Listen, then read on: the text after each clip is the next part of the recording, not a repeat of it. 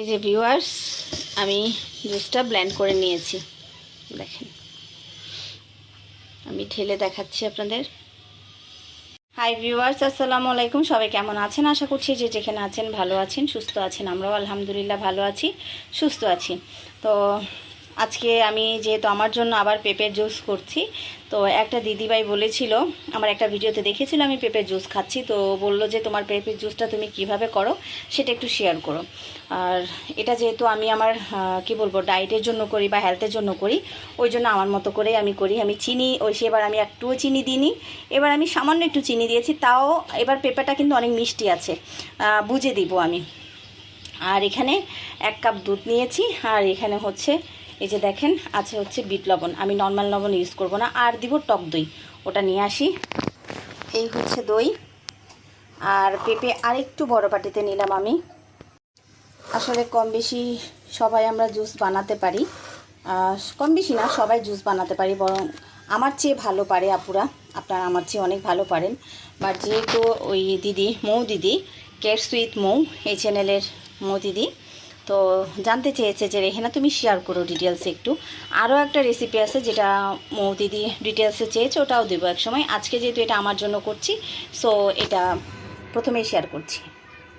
Blender জারে আমি ফার্স্টে যেটা করব, এই যে মিল্কটা দিয়ে দিব।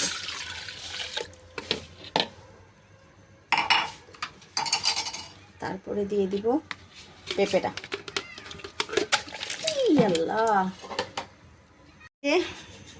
এই যে আমার পেঁপেটা দিয়ে দিয়েছিলাম। দুর্ভাগ্যবশত পেঁপে দেওয়ার সময় একটু পড়ে গিয়েছে মিল্কটা। এখন দিয়ে দিচ্ছি হচ্ছে আমি টক দই। ওই দিন আমি মিল্কটা কম দিয়েছি, দইটা বেশি দিয়েছি। আজকে দইটা দিব কম, মিল্কটা দিয়েছি বেশি। আসলে পেঁপেটা ছিটকে পড়ার কারণ আছে। এই যে সামান্য পরিমাণে আমি চিনি দিয়ে দিয়েছি। এই যে দেখেন আমি বিট নুনটাও দিয়ে দিয়েছি, ভালোই দিব, খারাপ না মোটামুটি। এই যে এখন আমি এটা ব্লেন্ড করে নেব। যে আমি ব্লেন্ডারে এখন আমি ব্লেন্ডটা করে নিই। এই যে ভিউয়ার্স, আমি জুসটা ব্লেন্ড করে নিয়েছি। দেখেন, আমি ঠেলে দেখাচ্ছি আপনাদের। এই দেখেন,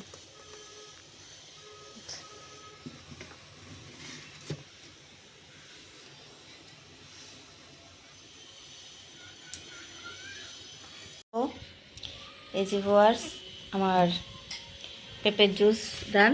দেখেন, একদম লাচ্ছির মতো হয়েছে এটা।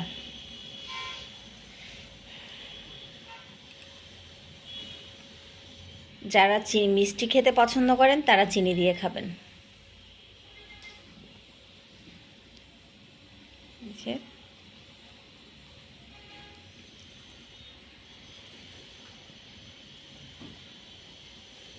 থিকনেসটা একদম ঘন হয়েছে, দেখেন।